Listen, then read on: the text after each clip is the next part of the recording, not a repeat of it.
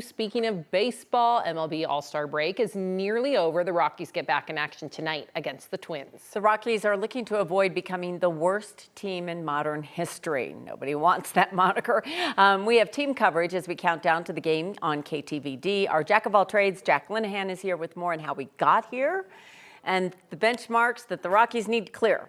Yeah, this has been a first half of the season to forget if you're a Rockies fan. And the second half of the season not looking maybe as promising, but they can avoid history if they do a couple things right, namely obviously win, but winning a certain amount. So we're looking at them at a 22-74 record at the end of the first half of the season, heading into the All-Star break, using math, which is not necessarily my strong suit. I'm in journalism for a reason, but my math is decent. They're on pace to finish 37-125, and that would be 4 games worse than the worst team in baseball history, in modern baseball history, which of course we're marking at 1901 to present, which is over 100 years, but the worst team is actually just last season. The 2024 Chicago White Sox, they finished the season at 41-121. They were 27-71 at the All-Star break, so the Rockies a little bit behind their pace.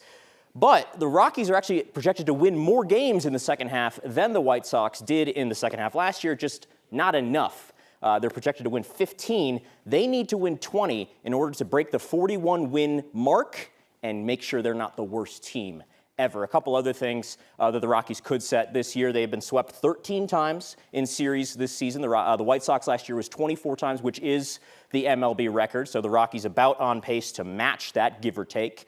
They have not swept any teams at all, but they wouldn't be the first team to do that. A few other teams have done that over the years. And then finally, I like looking at the run differential. It's not the best indicator necessarily, because obviously you can win 5 games 1-0, lose the 6th 6-0, and you have a run differential of -1, even though you're 5-1. But it paints a bit of a picture of how the Rockies are losing games. So they have a negative 253 run differential right now. The modern record is -349. That was set by the 1932 Boston Red Sox. And again, my math a little shaky, but bear with me. If you give me a little bit of trust, I think they're on pace for a -406 run differential, which would crush the modern record. So hopefully the Rockies win and don't lose by a lot. That would be my advice for them.